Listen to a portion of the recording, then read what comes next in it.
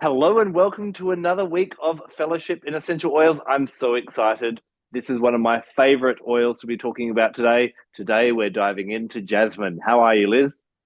I'm all right, but I'm not sure that we should be doing this in a daytime because jasmine's definitely a nighttime oil, don't you think?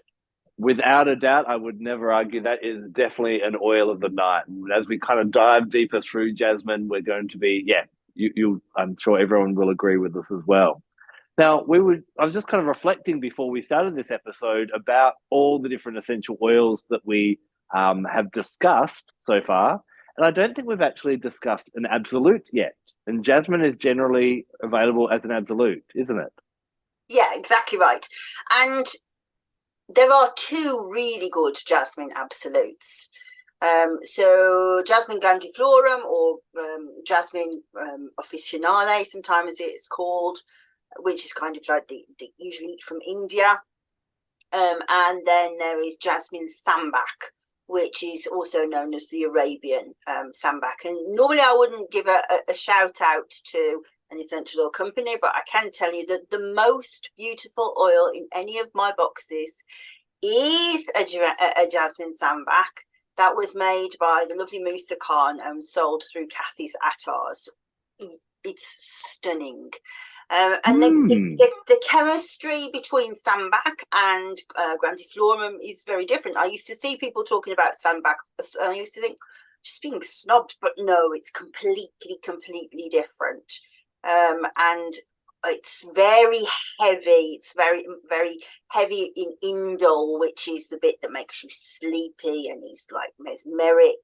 And of course, like jasmine flowers are used a lot in rituals in India because they are mesmeric. Hmm. And actually, it's not accidental. That it was a deliberate thing to say that it's an evening kind of oil because, of course, the jasmine emits its fragrance in the evening. It's not interested in bees. It has no place for bees. It's the moths that pollinate it. The nighttime, lots of like nighttime insects, and also bats. So the more scent it brings, the more insects come out, and better it is for the bats. So it's very much a beautiful evening time, like hypnotism that's going on. Very much so. I'm amazed that you love it so much because it has nothing to do with bees. No, not at all. But actually, do you know, I get a bit sick of sharing all my plants with the bees.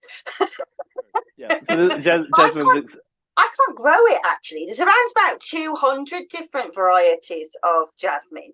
The only one that I can grow really well here is winter jasmine, but it does grow really well in this country. My youngest sister Angela has huge, great big bushes of it. It doesn't like me. Yeah, I must admit when I'm talking to people about jasmine, most people or several people have a bit of a negative experience because they've got a bush in their yard or something like that, and it just intoxicates them to the point where they don't like jasmine, which we might dive into a little bit more as we go on why that It could is, be. But yeah, yeah, it is thickly, isn't it? So like I do sometimes. We spend a lot of time in like garden centres, and I quite often bring one home, and the silent one will go, "Oh, not again." Makes me feel sick having it in the living room, but I just absolutely love it. mm. Now, would you share a little bit more about what an absolute actually is? Because we hear this term sometimes with floral oils and a few other oils of it's jasmine absolute. Is that an essential oil? What is that? Well, so essential oil is a very vague term, really. So we would usually say that essential oils are distilled, but then we have like orange and lemon essential oils, and they're not distilled; they're pressed from the rinds, from the peel, exocarp. But an absolute, there can be many different reasons for using to making an absolute, but usually because it's a flower that it's extremely delicate and it just wouldn't stand the rigors of having steam pass through it, and that's the case with jasmine. So we also sometimes hear enfleurage, so you can get a jasmine enfleurage, which is even more uber beautiful.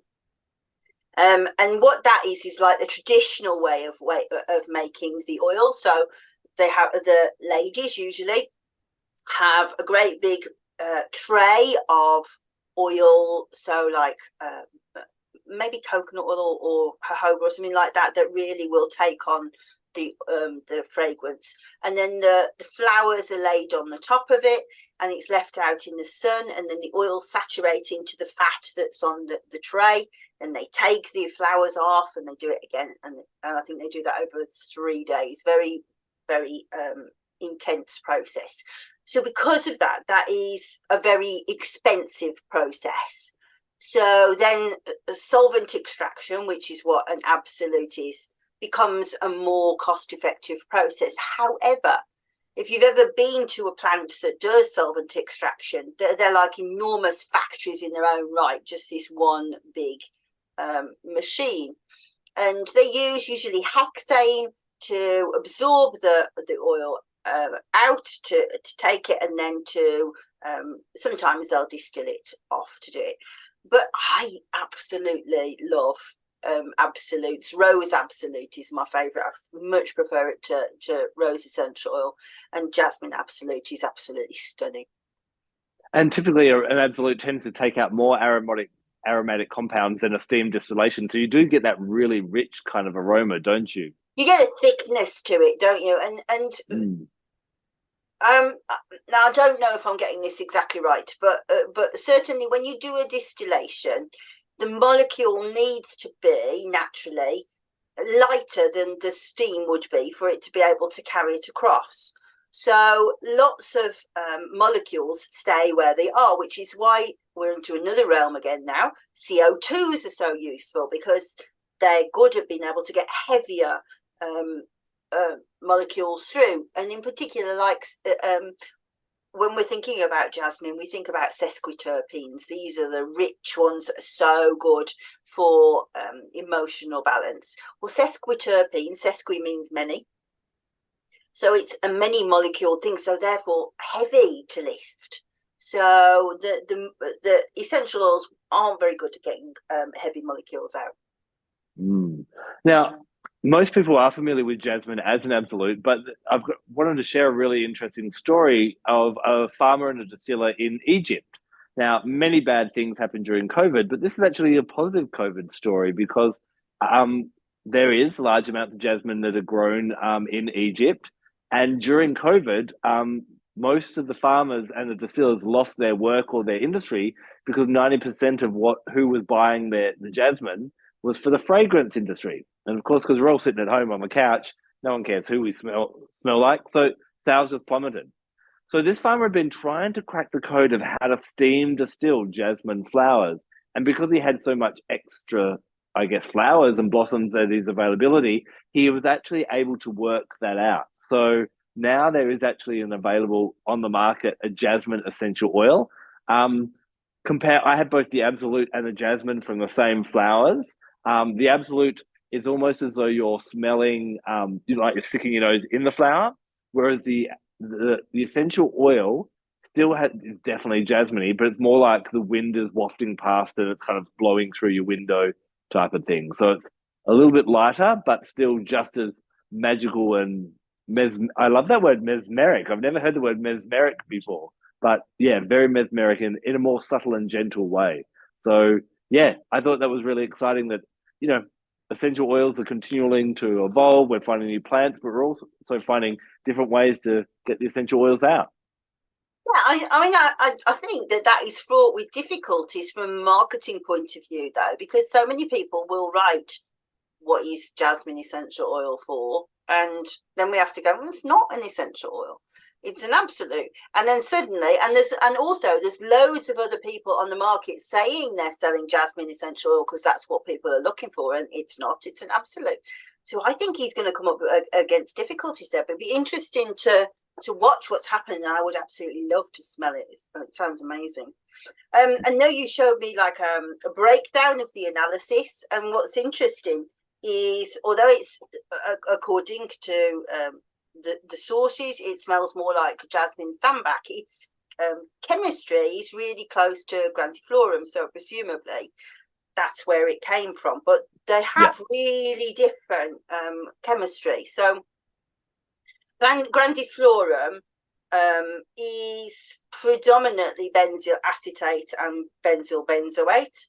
And benzoate in particular is a skin irritant, so it has an IFRA guideline that we should only use it to 0.7%. Anything more than that is likely to irritate the skin.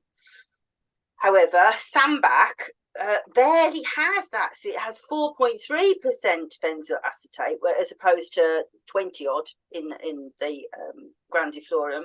No benzyl acetate at all. Sorry, benzyl benzoate at all in there. When you compare Grandiflorum in terms of linalool, 3.65%. In Sambac, 13.9%. So we can see that the actions are very different, and Sambac is safer, although more expensive. So we would not be looking at 0.7% dilution. We can go as high as 4%. And because it's much richer in a constituent called indole, indole is the sexy, sleepy, hypnotic, mesmeric molecule. So we can see that one will be the more uber sexy, uber relaxing than the Grandiflorum, but that doesn't negate what Grandiflorum can do. It's a fabulous soothing oil. And one of my favorite things to say is there's well, I think that Jasmine, or the name Jasmine, means this is God's will. And there's a Sanskrit saying that says, where there is jasmine, there can be no worries. And I think that's absolutely beautiful. Very much so. I want to ask you one bit on the chemistry. Is benzyl acetate, I may be getting this confused with another constituent, but is that the constituent that's normally attributed to giving essential oils that like pear-like or floral smell, like it can be in other oils like gardenia and so on? Is that benzyl acetate, or am I thinking something else? So kind of you're right, kind of you're wrong. So acetates belong to esters, and they have that pear-like fragrance. Got you. So I don't know whether other countries do, but that we learned that actually in school in chemistry. We made the pear drops smell. It is the smell of esters, yeah. And I mean, esters are a really interesting kind of chemical group in their own right. They're really important to pharmaceutical development as well as perfumery. So like benzyl acetate and benzyl benzoate, you'll find in perfumery. But esters have so many uses within pharmaceuticals, because this taste and smell, pear drops, makes the drugs taste better and smell better, so they're sort of more palatable. But also esters are very good at making things absorb faster. So if you've got like a topically based medicine, it will go in faster if it's got some kind of ester in it as well. So I was fascinated last year to read the most extraordinary clinical trial. So we're going a bit off track here, because it's not actually jasmine essential oil, it's jasmine tea, because it was done by people who were traditional Chinese medicine people. And they were like, well, no, we don't need to prove that it's antidepressant. We know that it is. We don't need to prove that it's so good for the colon and the intestines. We know that it is. I'll come back to that. What we want to prove is that the antidepressant action is because of its action upon the colon and the intestines, which was so clever. So there's so many different dimensions to this study, and I've got to try and remember a whole host of different abbreviations, but let's see how I get on. So depression as a starting point has many different clinical attributes. But one thing that we know is that it is associated with low levels of serotonin. We don't know whether the low levels of the serotonin cause the depression, or the depression causes the low levels of serotonin. We just know that it happens. We also know that a molecule, a protein called BDNF, that is brain-derived neurotropic factor, within the hippocampus also has a bearing. So low levels of BDNF are seen in depression. If you can attenuate those levels and lift those, what happens is the body actually triggers its own antidepressant response, and depression starts to lift. We also know, strangely, that an enzyme, a protein called GLP-1 is involved. Now, the reason why I say strangely is because this is kind of like a molecule that is the big hurrah in medicine at the moment, because it's extremely clever for weight loss. So in this country, the main drug that is a GLP-1 drug is called semaglutide, or Ozempic, and it's been in the news a lot, not only because it's good for weight loss, but because people actually can't get their hands on it for what they're supposed to be using it for, which is diabetes. Because it's so good for weight loss, people are buying it, and it's all out. So it makes an effect of something like 4 times the amount of weight that you would lose because of this activation of this particular thing. So what it does is it influences a hormone called an encretin, and the encretin is activated when you eat. So what's clever about this is it goes, well, when it's activated, it puts insulin into the bloodstream, but only when you need it. So the reason why people lose so much weight is because this incretin sends out the insulin. The insulin deals with the blood sugar, takes it out of the system. It has no chance to make itself into glycogen and then to activate the liver and then turn into fat. Doesn't have any chance. So basically, use the blood sugar out the system. But what's really interesting is it has so many other actions besides. So another reason why it might affect weight loss is because it makes you feel full very quickly. So if you can activate that, and this is kind of one of the key things with intermittent fasting, that you have this one spike of blood sugar and it doesn't happen again. So that helps it work on its own, but you should feel full faster, so your appetite goes down. Also, it stops sugar cravings, so you don't, because you haven't got this up and down of your blood sugar, then you haven't got the sugar cravings. But then it goes even wider. So it also affects blood pressure. It's also cardioprotective, and bizarrely, it works on the brain. So it is neuroprotective and antioxidant, and also involved in things like Alzheimer's and diabetes. So it protects against that neurodegeneration. So this is a wide set of things that it will do. So in this trial, remembering that we are actually talking about a trial now because it went so long back. So in this trial, rats, not people, rats were given jasmine tea to drink. So what was really interesting is when the GLP-1 was activated, they got a choice of 2 different teas to drink, normal jasmine tea and sugary jasmine tea. Before the GLP-1, it was like, yes, I do want the sugary one. But then when it was activated, went, no, I don't want the sugary one anymore. I'm going to have the normal one. They put on less weight. But then also they assessed the microbiome.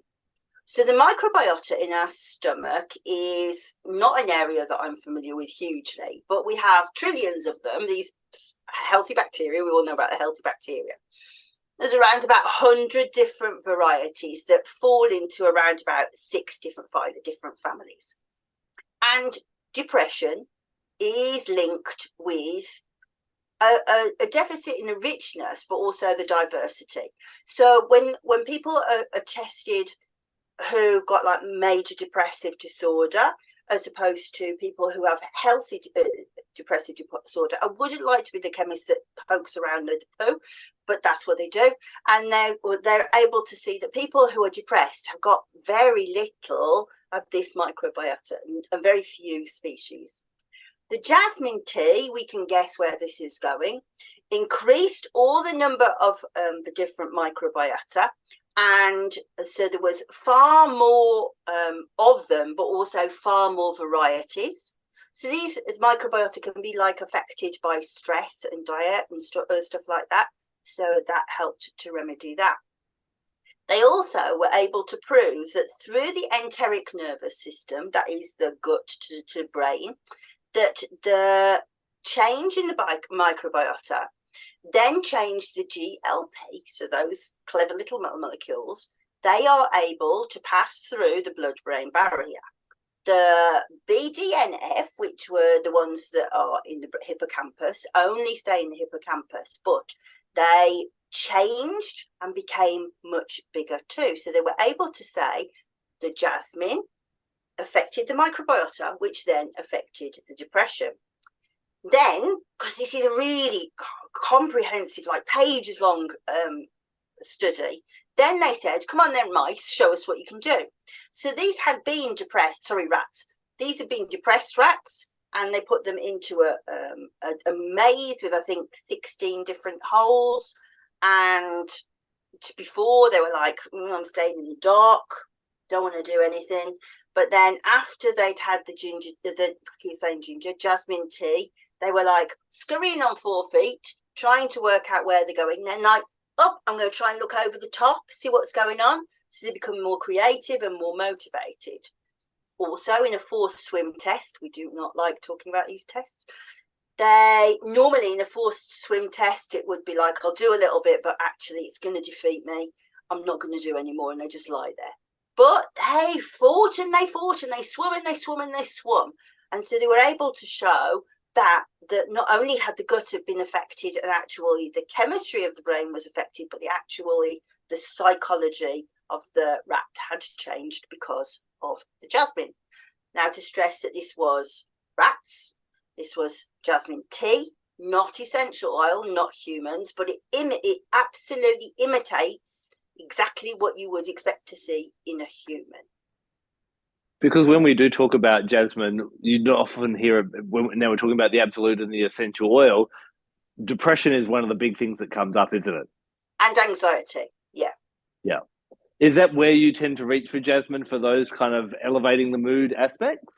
I use it ever such a lot. So if I get anxious, because I'm sure that people are grasping now that I am quite an anxious person, it's my go-to oil to use. It's aphrodisiac. It's tremendously good. We've talked about the gut biome, tremendously good for the intestines and for the colon. So if somebody has got colitis, I won't say dyspepsia, that's not the word I'm trying to say. The other thing that begins with D that's a bit like that. Anyway, bad stomach. Diverticulitis? That's the one, diverticulitis. Yep. Exactly right, that. Colitis, Crohn's disease, irritable bowel syndrome. When you look at the slides that have been like the histography of like something that's been treated with jasmine, it repairs the lining so well. It's so important for that. And also oxytocin, I'll talk at length about oxytocin in different ways. So very good for, the whole thing of bonding has got to come into depression as well, hasn't it? But in terms of it's what helps us to have orgasms, helps us to have erections, it helps us to go into labour, it helps the milk come in afterwards. All of those things would be applications for jasmine, which is why it would be contraindicated in the first 37 weeks of pregnancy, because we don't want to have this contraction of the womb, because that's what it does, it contracts. Yeah. So in the same way then, if somebody has got endometriosis or painful periods, that kind of tonic effect on the womb, absolutely fantastic. And as a double there, it becomes a beautiful natural fragrance as well when we're using artificial perfumed colognes. That's obviously going to be neurotoxic and increasing your toxic load. So another reason, if you are having, issues around the menstrual cycle, jasmine's going to support rather than as as you've just mentioned, but also by wearing it or you choosing that nicely diluted as your fragrance, you're actually benefiting your body in two ways as well. Yeah, definitely. And just going back, I was kind of recapping in my head while you were talking to make sure I covered what I wanted to say and make sure I hadn't said something wrong. A lot of these oils, so you can't use till late on in pregnancy, would be contraindicated for breastfeeding. Actually, that's not the case because it's very good for helping breastfeeding. But bearing in mind that it's a very strong smelling and therefore probably strong tasting essential oil, and it will come through the milk.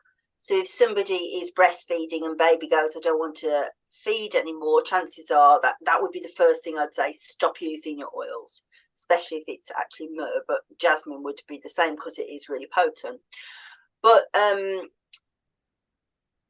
one of the areas of research, and there's quite a lot of writing about lactation with jasmine, is because if somebody's on antipsychotic medication, that stops your periods and it stops you being able to breastfeed. The milk stops, and so there's quite a lot of research into using jasmine as an inhalant to kind of bring that menstruation back, to bring the milk back in as well. It's interesting that kind of almost has this link to motherhood as well. And for me, kind of moving more into the spiritual realm, when Vanessa and I were writing our book Gifts of Essential Oils, we kind of we wanted to personify the oils so that people could get to know them a little bit better. Not to go, oh, this is a girl oil or a boy oil, but to kind of bring that yin or that yang energy through. And when we got to jasmine, we kind of came to a bit of a halt because with the flowers, they've got that feminine energy like rose or neroli and so on. But in some places, you'll hear rose being called the queen of the oils and jasmine being referred to as the king. And so we're like, is that feminine or is it masculine? Now, then I started thinking, well, it's a white flower, and white flowers are generally associated with the moon. And when you think about what we actually need to get a full moon, so to give you a bit of a demonstration, if you imagine my head is the earth. To get a full moon, we have the sun on one side, and the sun in most cultures is the epitome of the yang or the masculine energy. And a full moon, a new moon, is the moon's on the same side, and so it's shining on the back, so we can't see the moon. To get a full moon, we have the feminine or the moon on exactly the opposite side of the earth. So what we have from an earth perspective is masculine or yang and feminine yin in balance, in harmony. And that gives us a full moon. And when masculine and feminine are in harmony, whether it be a man and a woman, they make babies, or when we balance our masculine and feminine between the intention and that drive of the masculine and the nurturing and the caring of the feminine, that's when magic happens. Now, we all know when is the most magical time of the month? Full moon time. And for me, jasmine is full moon. There is no better oil for the full moon than jasmine. Yeah, queen of the night, I always call her. And, yes. and I agree completely, moon medicine, yeah. Yeah. So she, throughout cultures, she's been used for different things throughout the night. We referred to, she's a great aphrodisiac. She is a really great one for when you want to, there's lots of love oils, but I would actually lean into jasmine. Jasmine's got this reputation for being when we're ready to meet our soulmate. It's a very soul love kind of oil and drawing people together that are meant to be together. So, maybe if you're, a 12-year-old doing a bit of love magic, you probably don't want to use jasmine straight away unless you want to be stuck with your first boyfriend forever. And trust me, from us that have been through a few, you definitely don't want to stay with your first most of the time. So, but when you kind of feel that you've done your work and you're like, okay, I'm really ready to bring someone into my life that's connecting on a deep level. And we often find that, and when we're talking about soulmates, it doesn't have to be a romantic level, but it's just someone who sees you on that spiritual level. And sometimes for people that are really quite spiritual, it can be beneficial to have a non-spiritual partner just to ground you a little bit. But if you're trying to bring either a soulmate in that kind of real spiritual connection, or even what we sometimes call your soul family, then jasmine's absolutely amazing. It is renowned for being a really great oil for winning the favor of the gods. So, a really simple ritual that you can do under the full moon is a drop of jasmine on the hand. And just like we do with the birthday cake, you kind of, what's your wish? And then it's said to give your prayers wings. So, using jasmine to actually carry your message out to the universe on the full moon is one of my favorite things to do. And being such an expensive oil, Liz seems to be showering in it from all the way she's using it, but I actually really reserve it for those special occasions because it is so precious. And then I kind of have that aromatic anchor that triggers me back to this is something magical, this is something special. So I really love it for those spiritual and that soul kind of work and that full moon work. So, it used to annoy my ex partner a lot, but Jasmine was always in the diffuser on that 3 days of the full moon to bring me in harmony with the full moon energy and kind of relax me as well. And I will kind of go off on one little tangent there. It's really important how you start the day on a full moon because the full moon is an amplifier of energy. So, if we start the day running late or we stub our toe or we have an argument, it amplifies. And then by the end of the night, what happens? We become a lunatic. So even if you're not someone who tends to meditate in the morning, even if you can get up a little bit earlier in the morning, that's why I like to put my jasmine on and kind of set that scene because whatever you start the day, that'll escalate. And then by the time you get to the full moon night, you're ready to do that magic and whatever that may be that you've decided whether it's something casual or something quite magical. But jasmine, I feel from what we've been discussing today is a really nice consort for your full moon work. Yeah, and I mean, you're quite right. I do bathe in it because I am almost like the archetypical Pitta Dosha person. It's rare. Usually, people are like a combination of things, but both my husband and I are like one. So I'm Pitta Dosha, he's Kapha Dosha. But so, like, if you look at my skin, how pale it is, it's so reactive to the sun. It's reactive to chemicals. Luckily, I didn't really suffer from acne as a kid. That was my poor sister's affliction. But that is like a Pitta Dosha thing as well. And jasmine is the ultimate Pitta Dosha oil, that it cools down hotness. And Pitta Dosha, when it goes out of kilter, is all about inflammation. So, like, the fire of Anyi goes out of kilter, so you get like inflamed skin, inflamed tempers.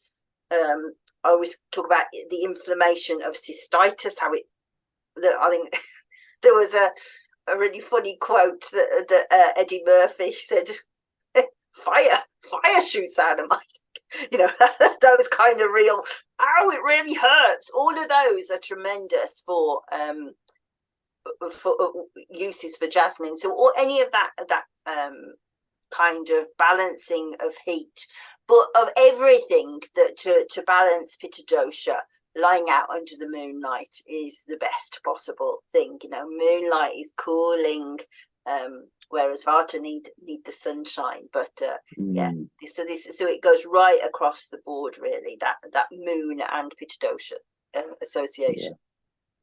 One thing I even love about the jasmine flowers as well is they are actually like a little star shape. So I often imagine that, when we have this field of stars above us, it's almost mirroring the field, the stars here on Earth. So it's a bit of an as above, so below. So it's very much about connecting with the heavens in that way as well. Yeah, and when I'm talking to people about jasmine, somebody hasn't encountered it before. You're probably too young to remember a film called Passage to India. I haven't seen it. I may have heard of it, but yeah. So is it, if I remember rightly, an E.M. Forster book?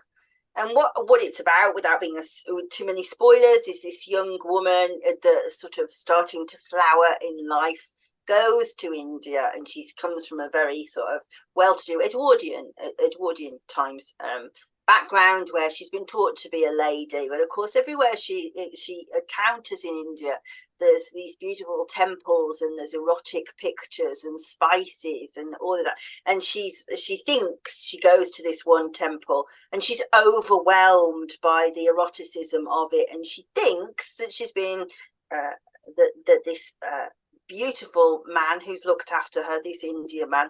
She thinks that he's attacked her and he's sexually whatever, given her advances that she didn't want, but she hasn't. It's the overwhelming nature of this different culture that's happened to her, and I think, and to me, that seems to be the story of Jasmine. You know, that you go from being this quite reserved person, and if somebody is suffering from, you know, any kind of sexual frigidity or worries about sexual abuse and can't, it is enticing in that way to be able to kind of bring things into a relaxing, more evocative and erotic state. Mm-hmm. Kind of expanding on that as well, I find, you know, really interesting. I've become fascinated in looking at why people don't like the smell of different essential oils and why they do. And sometimes, I think we've discussed in past episodes, sometimes you just had a bad experience where the grandmother you hated loved lavender, so you hate lavender. But I found with jasmine, those that have no explanation for jasmine, it's to do with the magic of the world. And almost as though jasmine, to me, I was thinking about it just before we jumped on today, jasmine is about that Disney belief, believing that the world is still magical. And I find that those have become a bit too realistic, and that can be a bit glum and depression and all those types of things as well. You know, they don't like jasmine, because jasmine is, remember the magic of the world. Remember, you know, the awe that we get when we sit out under the stars and kind of just, wow, like how big is the world and how amazing it all is, and everything falls in perspective. So I think jasmine's a beautiful one for just helping us to fall back in love with life, which makes it really, really nice for that depression and those other things that we've been talking about today. I think that's absolutely true. I also think it's difficult for people who can't let go of control, who are inhibited by life and a bit scared of life, because it does kind of make you a bit like, oh, I don't act the same way as I normally act. And that's not a deliberate thing. You know, you smell it and you start to be like, this isn't me. I don't feel like this. And so I think it's one of those oils that does really quite need a good sense of, well, a good case history if you're using it in therapy, because you don't want to push somebody too hard who's got really good reasons for those like defenses. But yeah, I think the more sensuous people are the people who like it. The people who don't have like this strong sort of sexual magnetism, kind of a bit like with it. Yeah, exactly. No, you're exactly right. It sounds like, was it Passage to India, the movie? Yeah. That sounds like Jasmine in a movie, kind of. Exactly. That yeah, it is exactly that. That's yeah. what I always say. You know, the way that she was overwhelmed and it's, you should go and find it, because it is a stellar movie. But she's like, you can really feel like, you know, that he hasn't done anything, but you feel like, I get what happened to her, and it's the same thing with Jasmine. You're like, I know how you got moved, just and I can see why it's like intimidating to you and a bit unnerving to kind of take that journey. Yeah. Now we've kind of talked about all this kind of very evocative energy about it. Chakra wise, what chakra would you attribute jasmine to? So I would say all of them. Wow. Okay. All of them. Why is that? So this idea of safety in sex, and how, so going through the physicality of the chakras, if you like, more than the sort of spiritual. So root chakra stuff is about like being anal retentive and being able to go to the toilet properly, you know. So all of this effect on the colon, and the intestines and rectum, all of that is not only solar plexus but also base chakra. And remember that we've said with jasmine there can be no worries, so therefore we're not worried about our foundations. We're safe because jasmine makes us that way. It's very obvious why sacral, you know, so this is almost like a courtesan kind of energy that's going on. Solar plexus I've spoken to. Heart chakra is, it's so loving, you know, it is like a romantic, seductive evening after dinner. It definitely clears the mind, so stops worry, so that you can think more clearly, and also in terms of opening the crown chakra, so that connection to the magic and to the cosmic energies that are going on. Yeah. Throat chakra, I didn't say, but I think it's got like, well, in bee medicine we say it's got honeyed tongue. You know, it says the right things, doesn't it? Yeah, that makes sense for sure. I think if I had to pick one of the 7 chakras, I'd probably go to the sacral. But I tend to attribute it. Last week when we explored lemongrass, I talked about the incarnator chakra, which is an energy center below the feet. There's a common one that's spoken about quite a lot now called the soul star chakra. It's said to be about 30 centimeters above the head.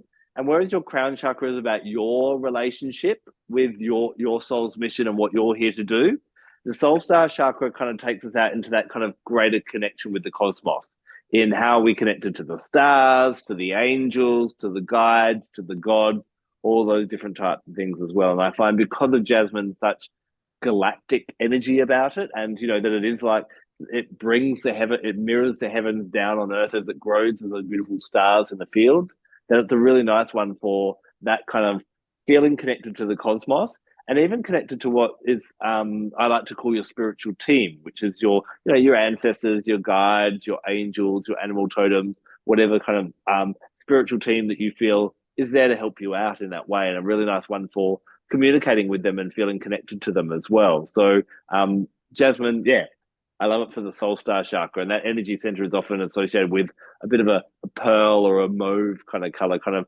a lightning of that violet for the crown chakra. So that's where I'd place my Jasmine. Interesting.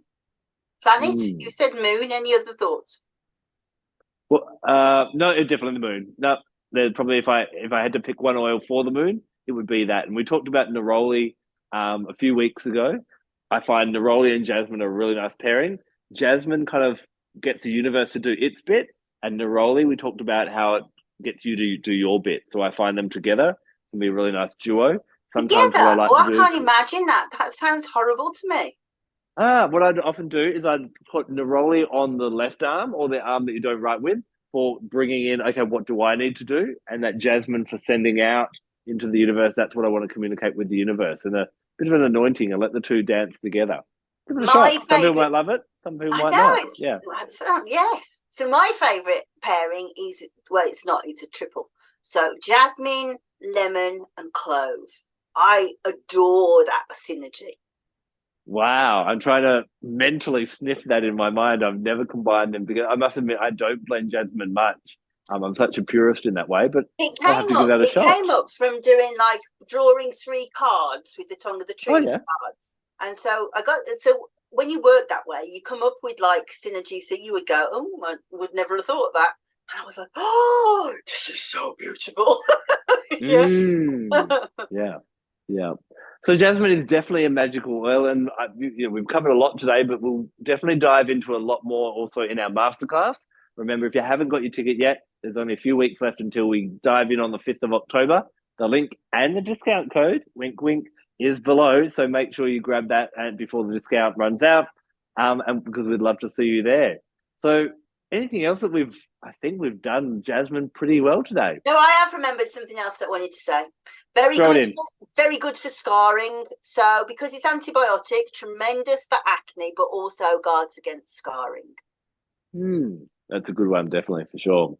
Well, we'll see you again next week when we dive into our next essential oil. Until then, take care of yourself, take care of each other, and take care of Mother Earth. She gives us our beautiful jasmine flowers. Bye-bye.